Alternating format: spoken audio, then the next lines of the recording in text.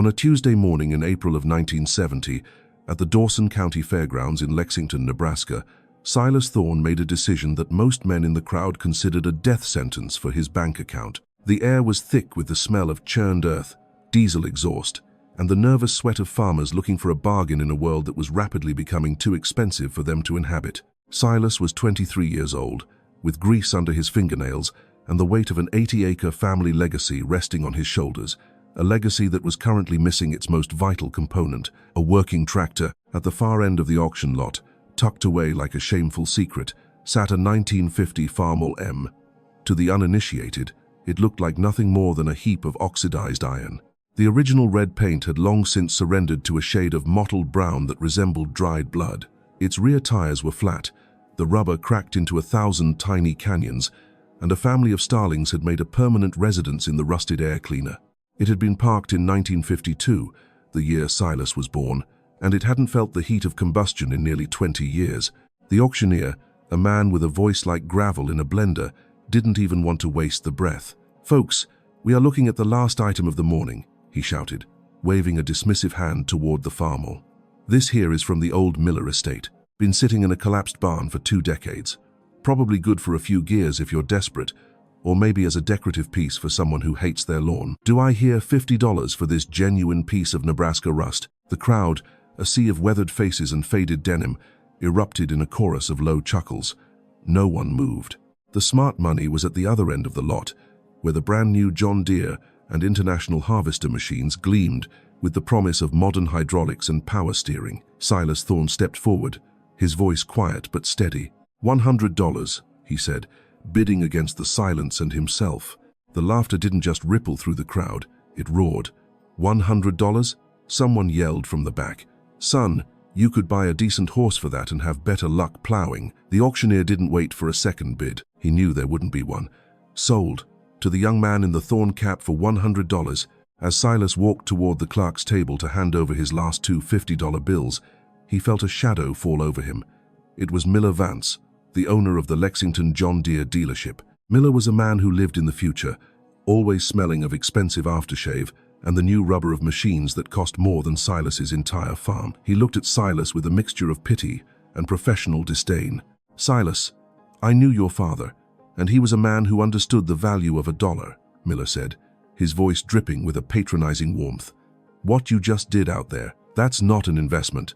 That's a tombstone. That tractor is 20 years of seized pistons and rotted wiring. For $100, you could have put a down payment on a real machine at my shop. Something with a warranty, something that doesn't belong in a scrapyard." Silas tucked his receipt into his pocket and looked Miller Vance in the eye. "My father also taught me that the best things in this life are often the things people are too lazy to fix," Silas replied, echoing a sentiment that had been drilled into him in a small workshop since he was 10 years old. "You see a pile of junk, Mr. Vance. I see a puzzle that just needs the right hands." Miller laughed, a big, hollow sound that drew the attention of several nearby farmers. "Listen to him. The boy thinks he's going to outsmart 2 decades of decay with a wrench and a dream. Silas, that engine hasn't turned over since Truman was in the White House. It's probably a solid block of iron by now. You'll spend $500 in parts just to find out the transmission is full of mice and rust." The surrounding men joined in, their sneers echoing the dealer's sentiment. To them, Silas Thorne was a fool, a young man throwing away his survival on a machine that had been obsolete before he could walk. They lived in an era of rapid expansion, where bigger was synonymous with better and old was just another word for useless. Silas ignored them. He walked back to the Farmall M, laying a hand on the cold, pitted metal of the hood. He could feel the grit of the prairie dust that had settled over it for 20 years. To everyone else, it was a failure of engineering. But Silas had noticed something the others had missed in their haste to mock him. When he had reached down to check the oil dipstick before the bidding began, he hadn't found the expected dry, flaky rust. Instead, the tip had been coated in a thick, dark film that smelled faintly of high-grade preservative. Someone had loved this machine once. Someone had prepared it for a long sleep, sealing the crankcase with a care that bordered on the obsessive. As the flatbed trailer Silas had borrowed from a sympathetic neighbor pulled up to the lot, he began the arduous process of winching the $100 junk tractor onto the deck. The wheels groaned, the frozen brakes screaming in protest against the movement, a sound that Miller Vance likened to a dying animal. "I'll tell you what, Silas," Miller called out as the trailer began to pull away. "When you finally realize you can't breathe life into that corpse, bring it to my scrap pile. I'll give you $20 for the iron just so I can say I helped a neighbor."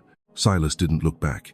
He drove out of the fairgrounds, the rusted Farmall M swaying behind his old Ford pickup, its skeletal frame silhouetted against the Nebraska horizon. The laughter of the town was still ringing in his ears, but he didn't care. He was 23 years old, he was broke, and he had just purchased a machine that everyone said was impossible to save. He didn't know it yet, but inside that seized engine block lay a secret that would redefine everything the county knew about power, longevity, and the true cost of progress. The journey back to the Thorne farm was slow. Every bump in the gravel road sent a shudder through the trailer, and Silas spent the entire drive watching the rearview mirror, making sure his investment didn't vibrate into pieces before it reached the barn. When he finally backed the trailer into the dim, cool interior of his workshop, the silence that followed was heavy. He sat in the truck for a moment, looking at the rusted beast through the rear window. He was alone now. No auctioneers, no mocking dealers, no skeptical neighbors. Just a man, a set of inherited tools, and a machine that hadn't seen the sun in 20 years. He knew the road ahead would be measured in months of midnight oil and skin-barked knuckles. He knew he'd have to find ways to make parts that no longer existed and solve problems that modern mechanics would simply solve with a credit card. But as he stepped out of the truck and picked up a wire brush to begin cleaning the first square inch of the hood, Silas Thorne felt a sense of purpose he hadn't known since his father passed away. The $100 secret was waiting, buried deep beneath layers of grease and time. The first month Silas Thorne spent with the 1950 Farmall M was defined by the smell of kerosene and the sound of his own heavy breathing in the silence of the barn. To any outside observer, the tractor was exactly what the auctioneer had called it, a boat anchor. It sat on the dirt floor, its skeletal frame illuminated by the thin Nebraska sunlight filtering through the slats of the roof, looking every bit like a corpse that had been unearthed too late. Every system on the machine had been conquered by 20 years of abandonment. The engine was seized into a solid block of iron, the pistons welded to the cylinder walls by decades of moisture and degraded oil. When Silas finally managed to pry open the transmission case, he didn't find gears that wanted to turn.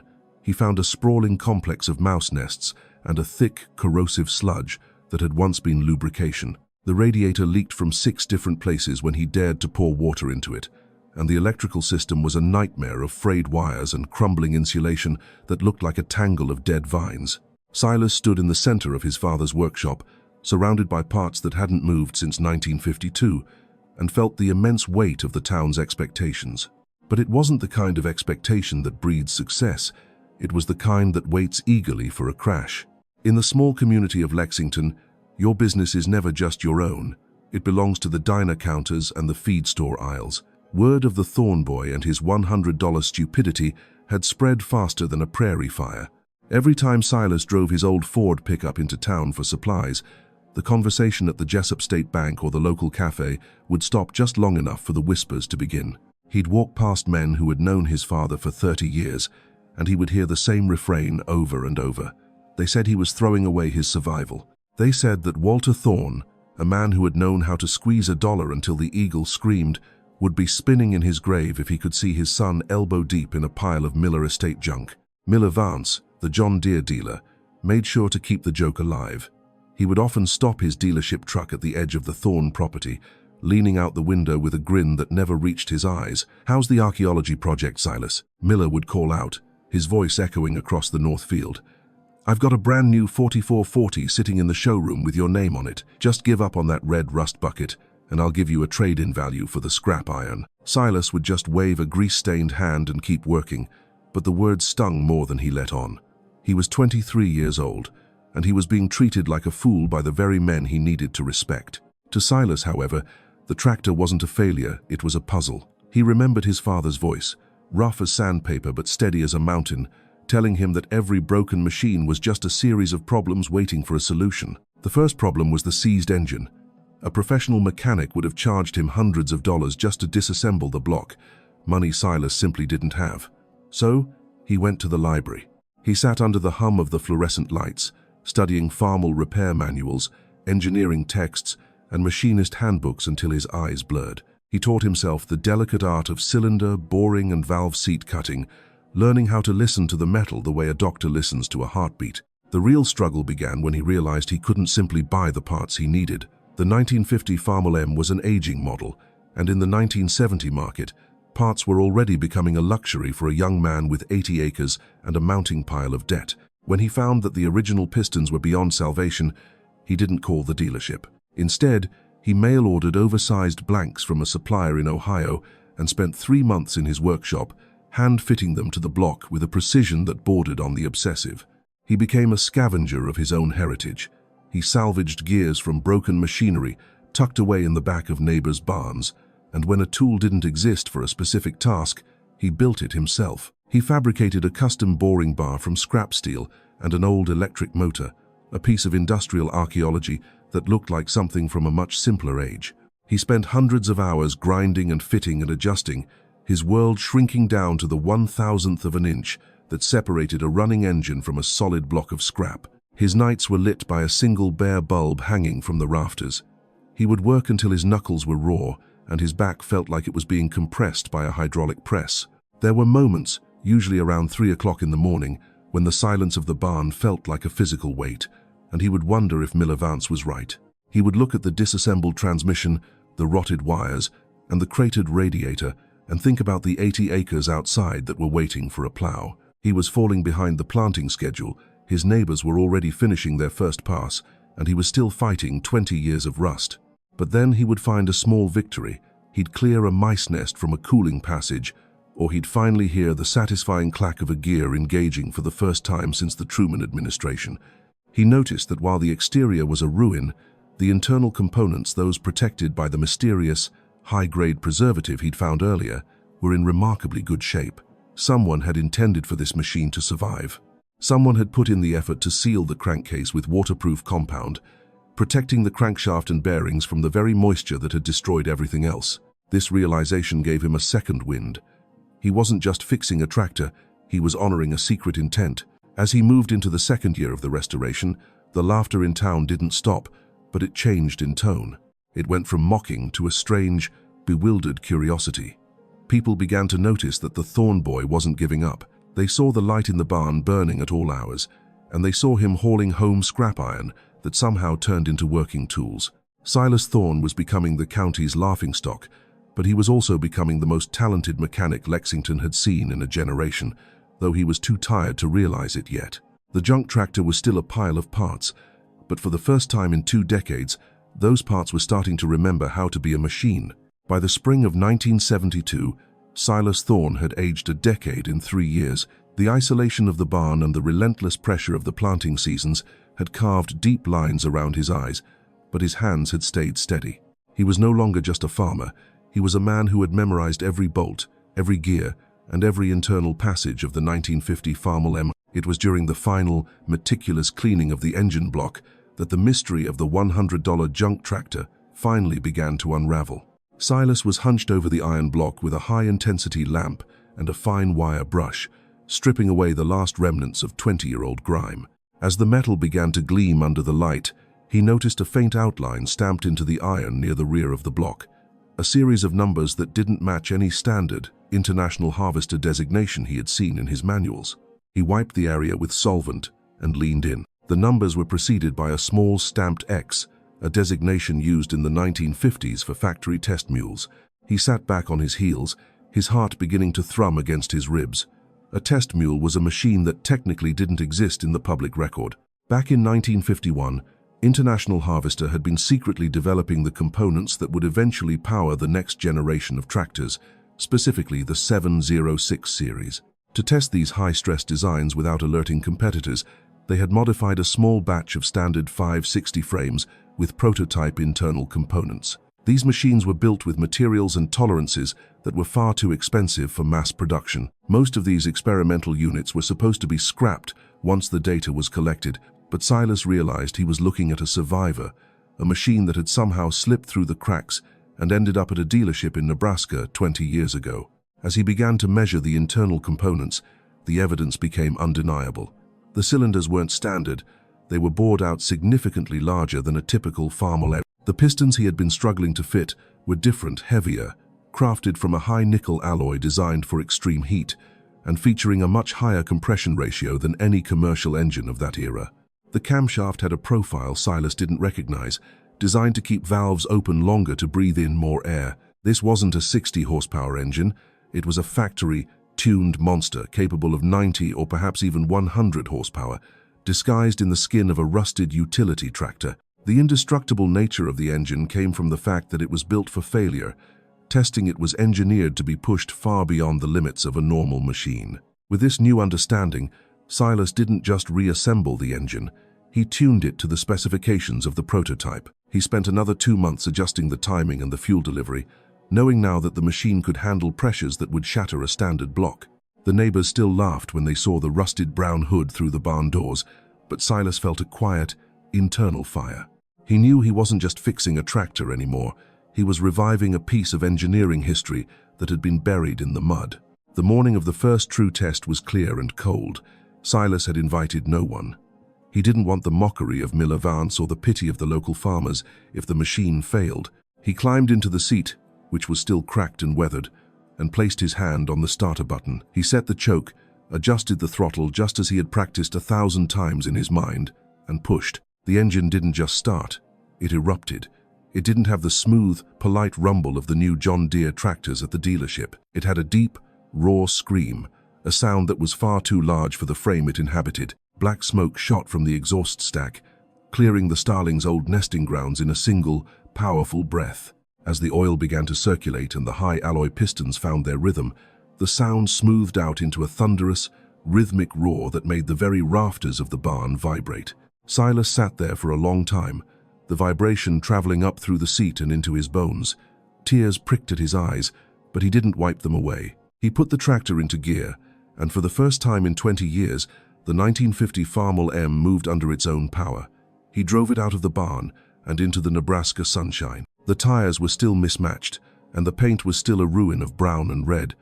But as he reached the north field, he dropped the plow into the earth. A standard tractor of that size would have struggled with the heavy clay, the engine lugging down as the blades bit deep.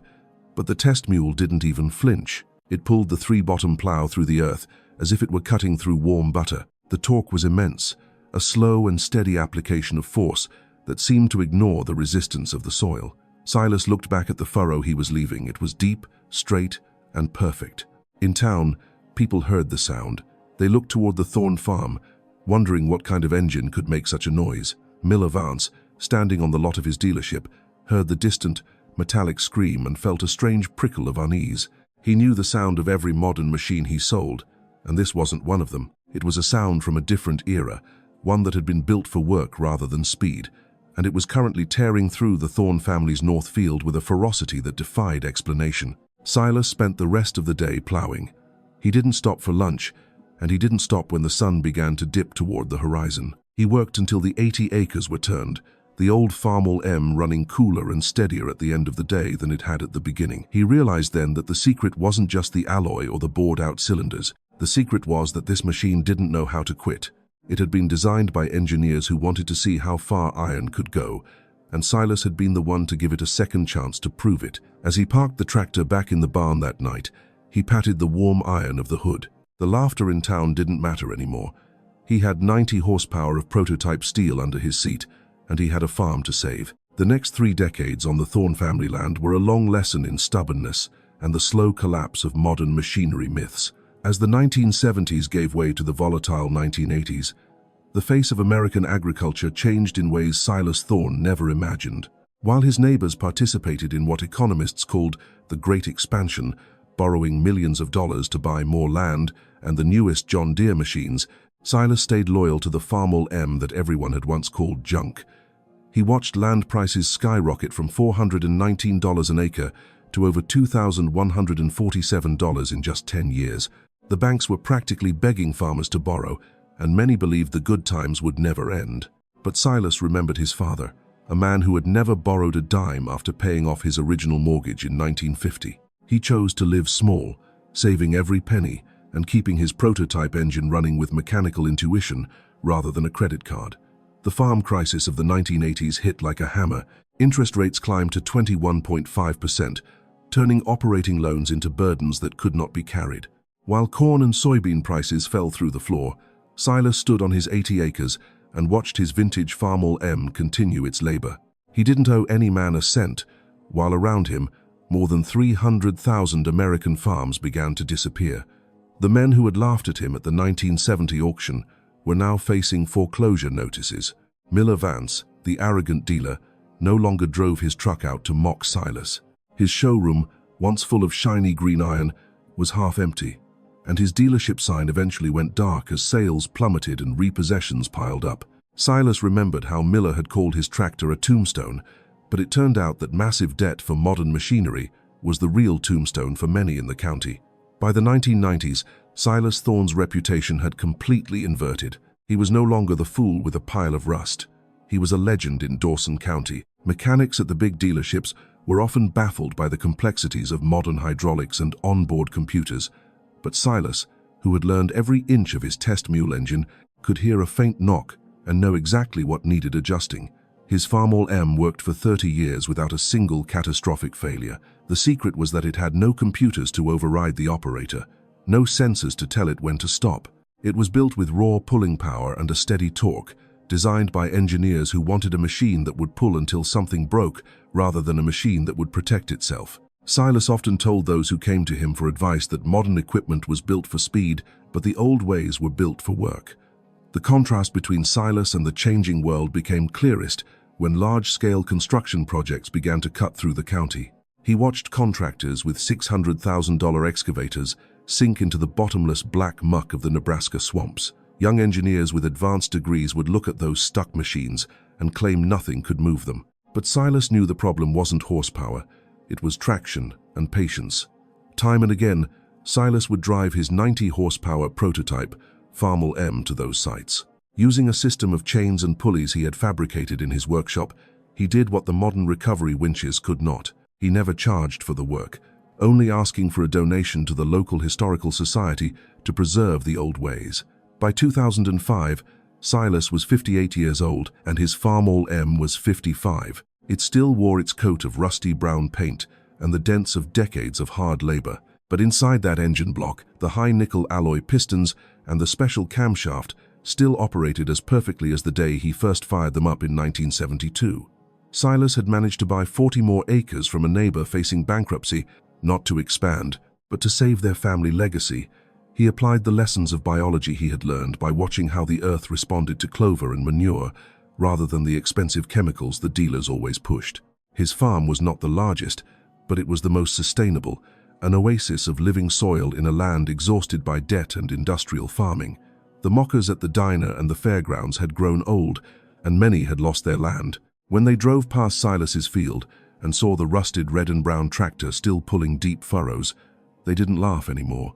Instead, they stopped and stared at the machine that refused to become obsolete, wondering what they had missed in their race for the newest and shiniest things. Silas Thorne had proven that the old ways still worked best when the music stopped, and the true value of a man or a machine wasn't in the paint, but in the heart of the engine. By the year 2006, the legend of Silas Thorne and the $100 Farmall M had become a permanent fixture in the folklore of Dawson County. Silas was 59 years old now, his hair the color of Nebraska winter wheat, and his skin as weathered as the leather of his favorite work boots. He had lived through the high-octane expansion of the 70s, the heartbreaking foreclosures of the 80s, and the computerized revolution of the 90s. Through it all, the rusted brown tractor, the machine everyone had called a boat anchor, had never missed a single day of work. The final reckoning came on a sweltering July afternoon, not on Silas's farm, but at the site of a massive new irrigation project on the outskirts of Lexington. A large-scale commercial farming operation, owned by a group of investors from the city, had brought in a fleet of the most advanced machinery money could buy. At the center of their operation was a brand-new $600,000 articulated tractor, a beast of four-wheel drive power and satellite-guided precision. But as often happens in the Nebraska bottomlands, nature had a way of humbling even the most expensive engineering. A sudden, violent thunderstorm had turned the construction site into a sea of waist-deep black muck. The massive articulated tractor, despite its 1,000-horsepower engine and computerized traction control, had broken through the topsoil and sunk to its axles. The more the onboard computers tried to manage the torque, the deeper the machine dug itself into the abyss. By the time Silas arrived in his old Ford pickup, The modern marvel was buried so deep its cab looked like a yellow island in a lake of mud. Standing at the edge of the swamp was Miller Vance's grandson, a young man named Corey, who had inherited the family dealership, but none of his grandfather's mechanical intuition. Corey was surrounded by engineers with laptops, trying to diagnose why the hydraulic systems were refusing to engage. They had tried 2 bulldozers and a heavy recovery winch, but every time they applied power, the modern machines simply sensed the overload and backed off, their sensors protecting them from the very work they were built to do. "It's impossible," Corey shouted, his face red with frustration. "The software says the resistance is beyond the safety rating of the transmission. If we pull any harder, we'll shatter the drivetrain." Silas stepped out of his truck, the sound of his boots on the gravel, the only steady thing in the chaos. He looked at the buried machine, then at the desperate young man. "You don't need a software update, Corey," Silas said quietly. "You need a machine that doesn't know when to give up." Corey looked at Silas with a mixture of disbelief and the remnants of the old Vance pride. "And I suppose you think that antique piece of junk sitting in your barn is the answer. Silas, that tractor is 56 years old. My grandfather laughed at it when you bought it, and honestly, I should do the same." "Your grandfather was a man who measured worth by a price tag," Silas replied, his voice calm as a still pond. "But iron doesn't care about price tags. It only cares about how it was forged." An hour later, the rhythmic, thunderous roar of the Farmall M echoed across the valley. The townspeople had gathered at the fence line, just as they had 36 years earlier at the fairgrounds.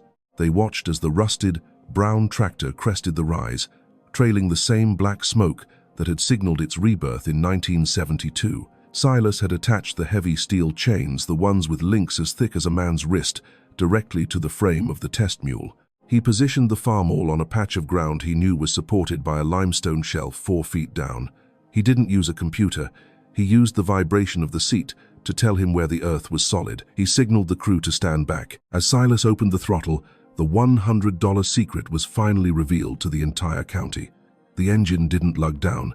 It didn't stutter. The high-nickel alloy pistons and the prototype camshaft, those parts designed for the test mule designation, delivered a steady, terrifying application of torque that no commercial machine was ever meant to possess. The drive wheels, studded with steel cleats Silas had fabricated himself, bit into the ground like teeth. The chain went taut as a piano wire, humming with tension that should have snapped any standard tractor in half. For a long moment, the world seemed to stand still. Then, with a sound like a thunderclap underground, the suction of the mud broke. The $600,000 articulated tractor began to move. Inch by inch, the modern giant was dragged out of its grave by the rusted ghost of 1950. When the machine was finally on solid ground, Silas shut down the engine. The silence that followed was absolute. The engineers stared at their laptops, which were still reporting that the feat Silas had just accomplished was mathematically impossible. Corey Vance stood with his mouth open, looking from the glistening, mud-covered giant to the small, vibrating red and brown tractor that had rescued it. "How?" Corey whispered, stepping toward the Farmall.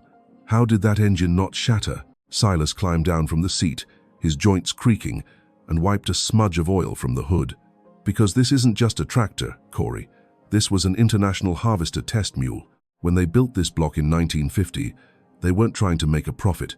They were trying to see how much power iron could hold before it died." He pointed to the faint X designation stamped into the iron. "They used materials you can't buy anymore. But more than that, it's been maintained by a man who knows that expensive doesn't mean better, and new doesn't mean smarter." In the weeks that followed, the line of trucks outside Silas Thorne's workshop didn't consist of neighbors looking for a cheap fix. It was a line of the most successful contractors and farmers in the state, men who had finally realized that their high-tech fleets were missing the very things Silas had found in a scrapyard: reliability and the human touch. They didn't just want him to fix their machines, they wanted him to teach them how to think like him. Silas took on a few students, mostly young kids, who were tired of being told that they were just operators of computers. He taught them about mechanical advantage, about the difference between horsepower and torque, and about the stubbornness of iron. He told them the story of the 1970 auction every single day, reminding them that the world will always tell you something is worthless if it isn't shiny and new.